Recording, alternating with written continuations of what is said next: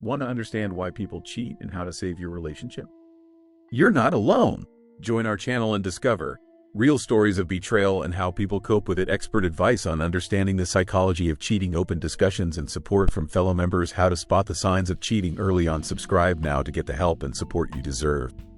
I noticed this couple in my coffee shop for months before everything fell apart. I am just the barista who watched it all unfold.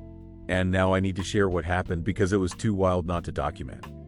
Mike and Jen were regulars, both attractive professionals in their mid-30s who seemed to have it all. They'd come in together on weekends, her with designer sunglasses perched on her head, him with that easy confidence of someone who is never worried about money. They had this way of touching each other casually, his hand on the small of her back, her fingers adjusting his collar, that made everyone around them both envious and slightly nauseated. Relationship goals, my coworker would whisper whenever they left. But then their patterns changed. Mike started coming in alone on Tuesday evenings, always dressed nicer than usual, cologne detectable from behind the counter. He deordered, then spent an unusual amount of time on his phone, smiling at the screen in a way he never did when with his wife. 2 weeks later, Jen began her own solo visits on Thursday afternoons. She arrived looking like she stepped out of a magazine, order a drink with an extra shot, and sit by the window, constantly checking her reflection. I didn't think much of it until the night everything exploded. It was a rainy Tuesday, and Mike was at his usual table, swiping through what I could now clearly see was a dating app. He angled himself away from the door, so focused on his phone he noticed when Jen walked in 30 minutes early for what was apparently her own secret rendezvous. She didn't see him at first. She was checking her makeup and her phone camera when a notification popped up. I watched her face transform as she looked at her screen, then slowly turned toward the back corner where Mike sat. The color drained from her face. She stood frozen, staring at him, then back at her phone. Their eyes met across the shop, and I swear the entire place went silent, though we were packed with the after-work crowd. Mike, his mouth opened, then closed.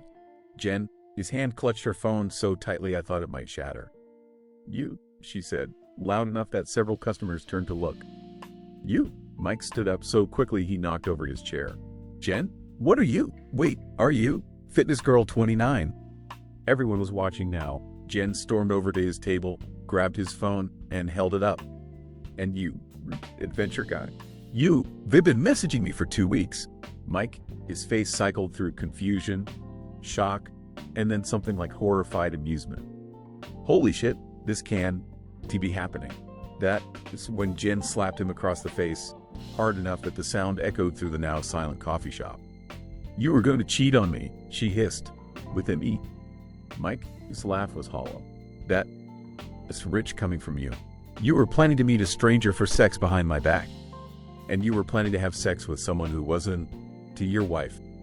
She shouted back. They were both breathing hard, staring at each other with this mix of anger, betrayal, and the dawning realization of their mutual hypocrisy. Then, to everyone's shock, Mike started laughing. Not a happy laugh, more like the kind that comes when reality becomes so absurd you don't know how else to respond.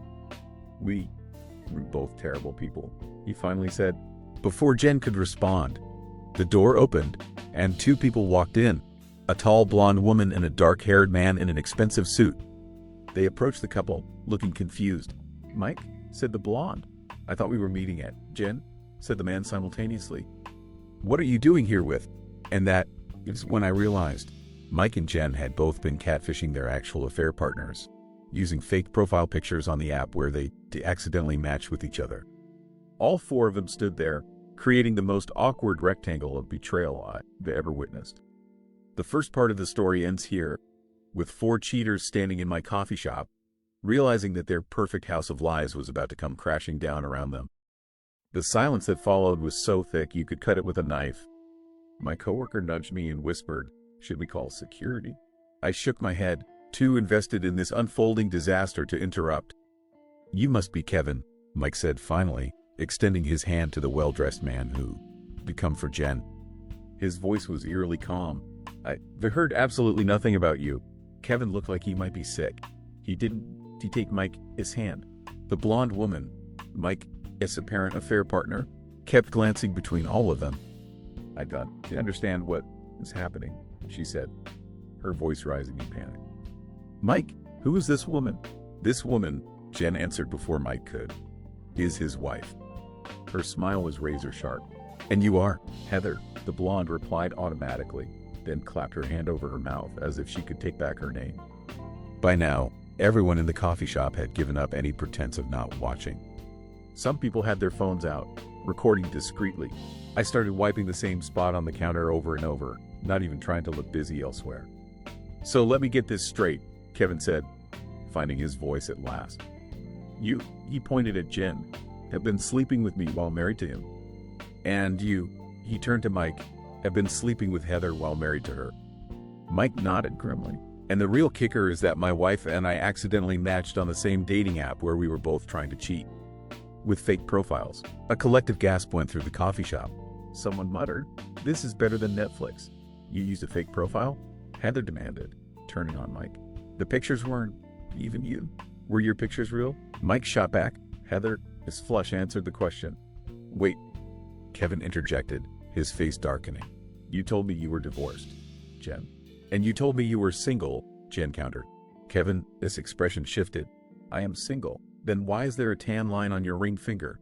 Mike asked, pointing. "Amateur move, man." Kevin, his hand instinctively covered his left ring finger, confirming Mike's accusation. The plot thickened. Apparently everyone in this quadrangle was lying. Jen looked from Kevin to Mike, then to Heather, then back to Kevin. Something changed in her expression, like she was calculating odds, assessing the situation from a new angle. "You know what?" she finally said. "This is actually perfect." "Perfect?" Mike echoed incredulously. "How is any of this perfect?" Jen laughed, a sound devoid of humor. "Because now everything is on the table. No more secrets." She turned to face the entire coffee shop. We're all terrible people. Isn't that liberating?" A woman at a nearby table slowly clapped, then stopped when everyone looked at her. "So what now?" Heather asked, hugging herself.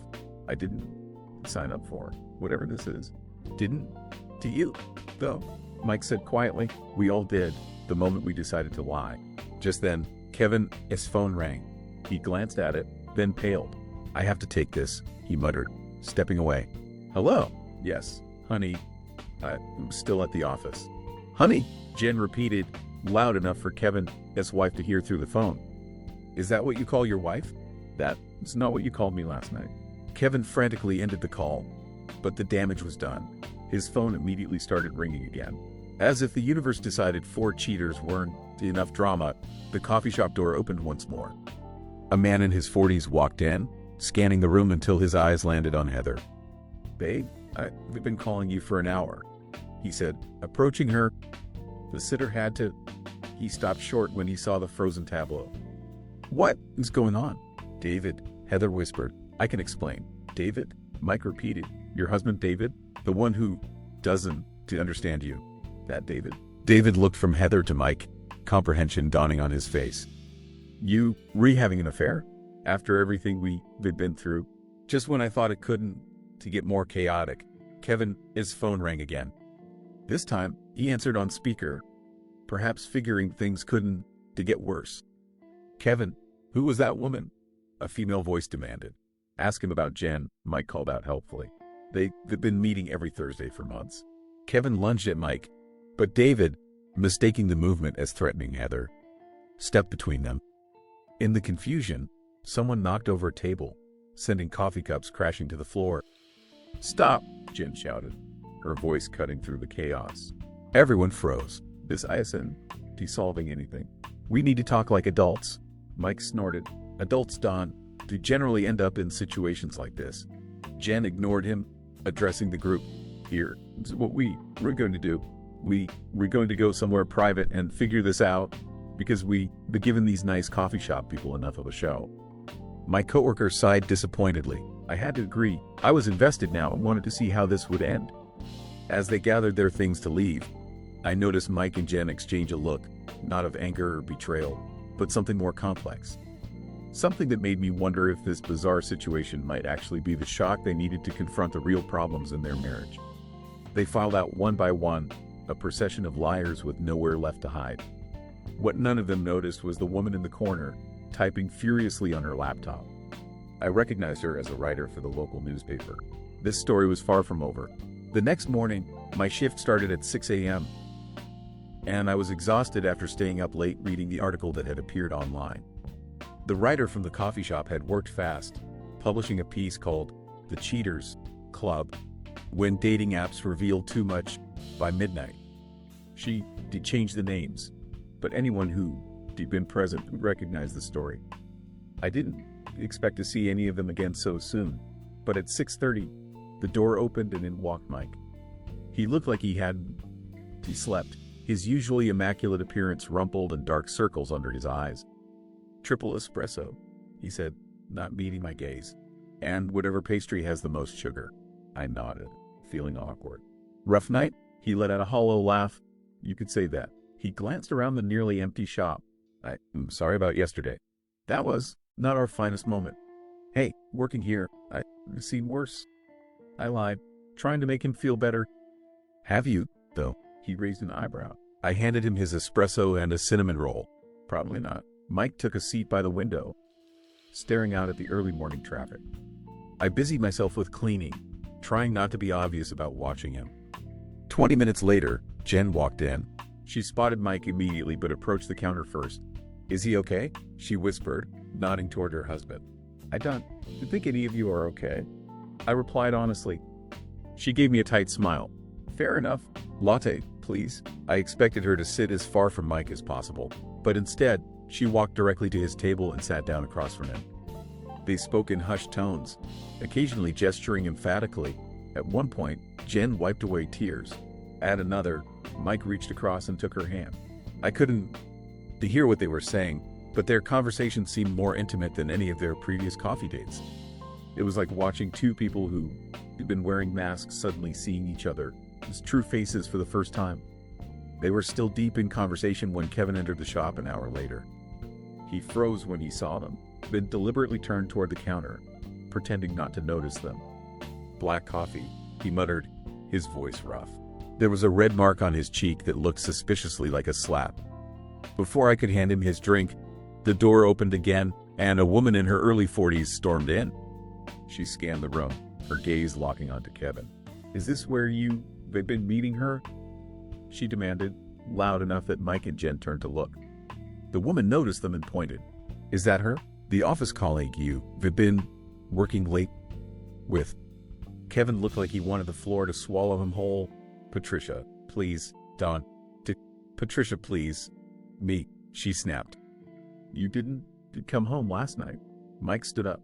"You must be Kevin's wife," he said, his tone surprisingly gentle. "I am Mike." "That's my wife, Jen.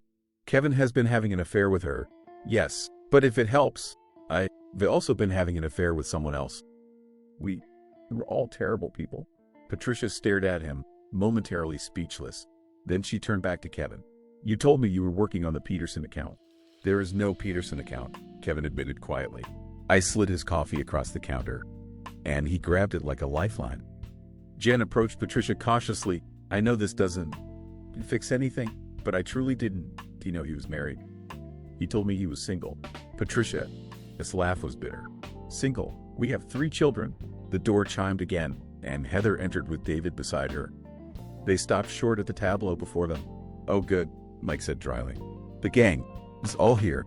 David cleared his throat. "We, saw the article."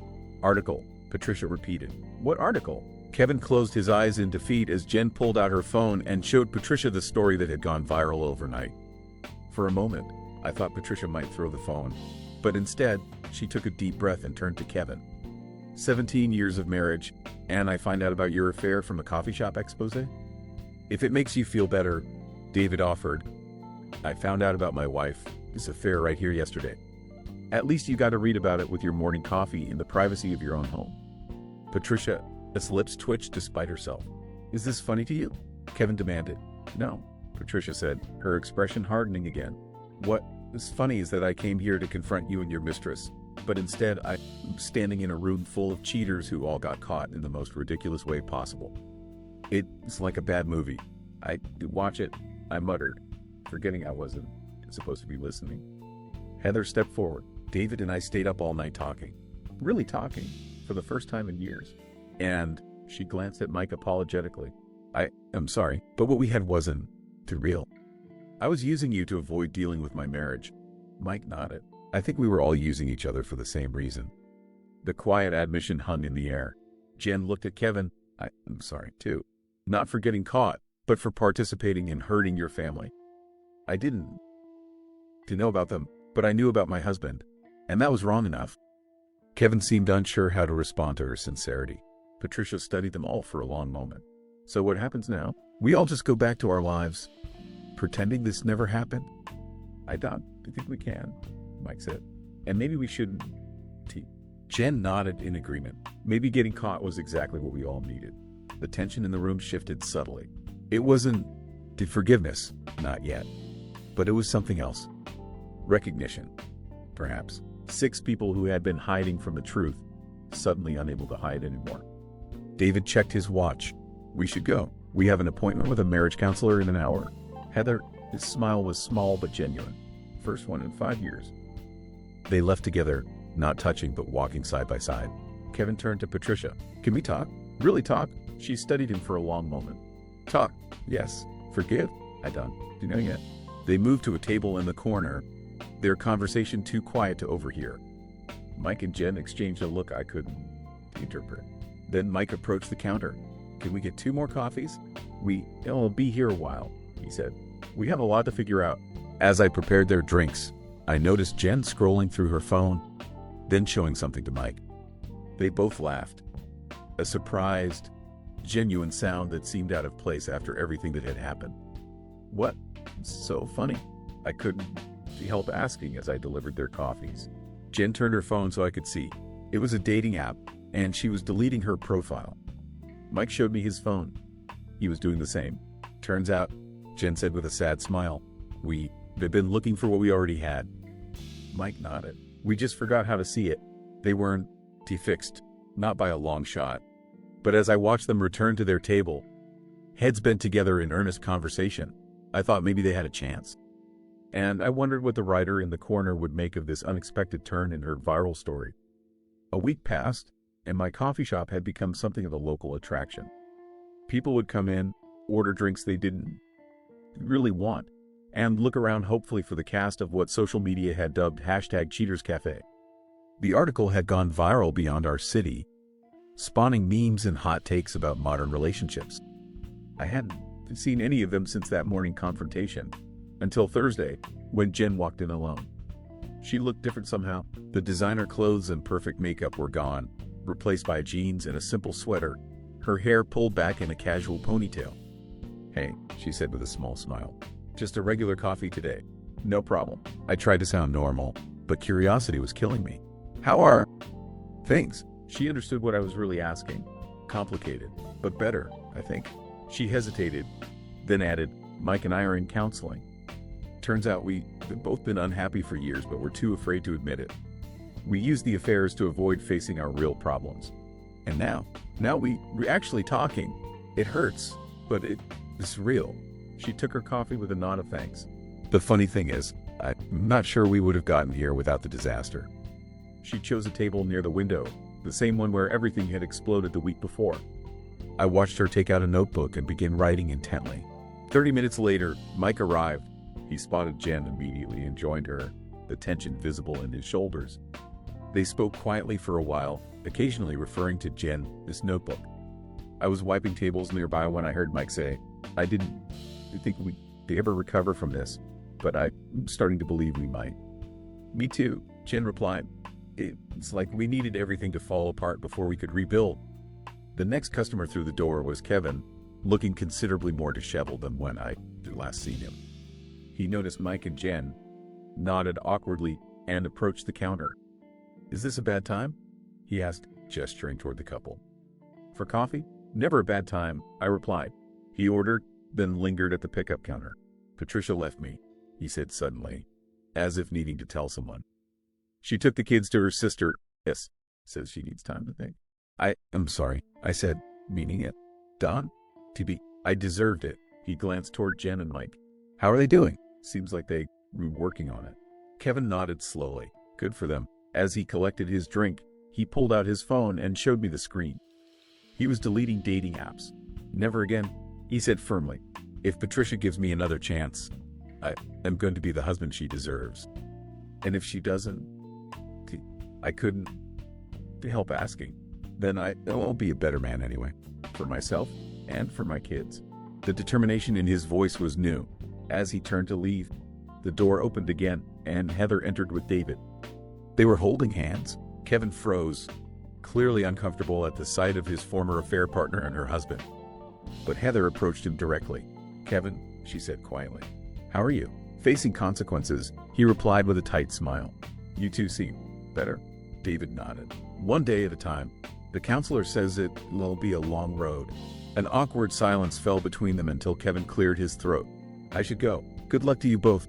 As he left, Heather and David ordered their drinks. Then, to my surprise, joined Mike and Jen at their table. The four of them fell into conversation, not like friends exactly, but like survivors of the same disaster.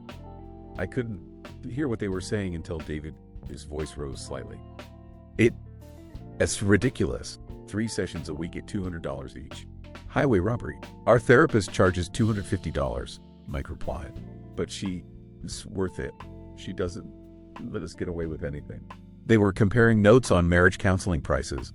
The conversation shifted to therapy techniques, breakthrough moments, and coping strategies. It was surreal. 4 people who a week ago had been entangled in affairs and deception, now openly discussing their attempts to save their marriages. At one point, Jen said something that made them all laugh, a genuine moment of connection amid the wreckage they were all sorting through. When Patricia walked in an hour later, I nearly dropped the cup I was holding. She spotted the group immediately, her expression unreadable as she approached the counter. "Is this where they all meet now?" she asked, her voice tight. "Some kind of cheaters? Support group? I think they were just trying to figure things out," I replied cautiously. She ordered a tea, then stood watching the table with undisguised interest. After a moment's hesitation, she squared her shoulders and walked over to them. The conversation stopped abruptly. Mike was the first to recover, offering her a chair. "Join us," he invited. "We were just talking about how expensive therapy is." Patricia remained standing. "I wouldn't, my husband's affair hasn't progressed to the therapy stage yet." Jen winced. "I deserve that. And I am truly sorry." Patricia's expression softened slightly. "You were not the one who should be apologizing to me." Heather spoke up. We all made terrible mistakes, but we're trying to fix them now." "And that is working for you?" Patricia asked skeptically. David shrugged. "It's better than pretending nothing happened." Patricia considered this, then slowly sat down. "Kevin keeps calling, says he wants to talk." "Are you going to?" Jen asked gently. "I don't. Do you know yet?" Patricia stirred her tea. "What would you do if you were me?" An honest question, asked of the last people most would seek relationship advice from. Yet somehow, in this strange new reality, it made perfect sense. "I listen," Mike said finally. "Not forgive right away, maybe not ever, but I do listen." Patricia nodded thoughtfully. "Maybe I will." By closing time, they were still there, 6 people bound together by their mistakes, sharing resources and experiences. They left together, walking out into the evening as an unlikely group connected by a bizarre shared experience. The writer who had published the original article watched them go from her corner table. She caught my eye and smiled, already typing on her laptop. "Not what you expected, is it?" I asked as I cleared her empty cup. "Not at all," she admitted. "I thought I was writing about a scandal. Turns out I am writing about redemption." As I locked up that night, I realized this coffee shop had become a strange kind of sanctuary, a place where painful truths were confronted and second chances tentatively explored. The betrayal game had evolved into something else entirely. 3 months passed. The viral story had faded from public memory, and my coffee shop returned to its normal rhythm. The occasional customer would still ask if this was that place where the cheaters got caught, but those questions grew less frequent as time went on. It was a sunny Saturday morning when I spotted Mike and Jen walking toward the shop, hand in hand. They looked different, more at ease with each other, the performative perfection of their earlier relationship replaced by something that seemed more genuine. "The usual?" I asked as they approached the counter. "Please," Mike nodded. "And maybe those blueberry scones?" Jen has been craving them all week. Jen rolled her eyes good-naturedly. "Dawn, blame your sweet tooth on me." Their easy banter was new. Before the incident, they always seemed to be playing parts rather than being themselves. As I prepared their order, I noticed they chose their old weekend table, the one they frequented before everything fell apart. Mike pulled out Jen's chair for her, a gesture that now seemed affectionate rather than performed. "How are things?" I couldn't help asking as I delivered their drinks. "Better," Jen said with a small smile. "Really better? Not just pretending better." Mike nodded in agreement. Turns out honesty is less exhausting than lying. Who knew? I was about to respond when the door opened and Patricia walked in with Kevin. They weren't touching, but they were together, and his wedding ring was back on his finger. "They back together?" I whispered to Mike and Jen. "Working on it," Jen explained quietly. Patricia made him move into an apartment for the first month. They were doing intensive couples therapy. It's been rough, but they retrying for the kids. Kevin and Patricia waved to Mike and Jen before ordering their drinks. To my surprise, they joined the other couple at their table. "Meeting the others here?" I heard Patricia ask. Jen nodded. David and Heather texted they were running late. Their sitter canceled. I marveled at the strange friendship that had formed between these three couples. Brought together by betrayal, they somehow forged connections through the painful process of rebuilding their lives. The writer from the newspaper, I now knew her name was Sophie, arrived next, greeted warmly by the four already seated. She did become part of their unusual circle, her follow-up articles tracking their journey from scandal to recovery becoming a series that had resonated with readers nationwide. "How is the book proposal coming?" Mike asked her as she sat down. "My agent is optimistic," Sophie replied. "Publishers are interested in the concept, real stories of couples rebuilding after infidelity. With our full approval and participation," Jen added, looking at me. "We all agreed to share our stories. Anonymized, of course." "Why?" I couldn't help asking. "Why put yourselves through that public scrutiny again?" Patricia answered, her voice steady. "Because what happened to us happens to a lot of people. The cheating, the lies, the disconnection. But most people don't get the wake-up call we did. Or they get it too late," Kevin added quietly. David and Heather arrived then, completing the group. David carried a tray of pastries from the bakery down the street. "Peace offering for being late," he explained, placing them in the center of the table. I continued serving other customers, but kept glancing over at their table. They didn't look like victims or villains anymore, just people who had made painful mistakes and were doing the hard work of moving forward. During a lull, Sophie approached the counter. "They rethinking of starting a support group," she told me, "for couples recovering from infidelity." Seriously, I was surprised. Led by former cheaters? Who better? Sophie shrugged. They've been there. They understand the shame, the temptation, the disconnection that leads to it. And they relearning how to rebuild. I considered this. I guess it makes a weird kind of sense. The best redemption stories always do. She glanced back at the table. None of their marriages are perfect now. They still struggle, but they choosing to stay and do the work. She smiled thoughtfully. There is something powerful in that. As my shift ended, I watched the six of them through the window. They weren't just survivors of a scandal anymore. They had become architects of their own second chances, building something new from the ruins of what they destroyed. Mike caught my eye through the glass and raised his cup in a small salute. I nodded back, remembering how it all began in this very shop. The accidental match, the explosive confrontation, the painful truths. The story had come full circle. Outside, a young couple walked by, both absorbed in their phones, not speaking to each other. For a moment, I wondered if they too were drifting apart, seeking connection elsewhere, heading toward their own moment of reckoning.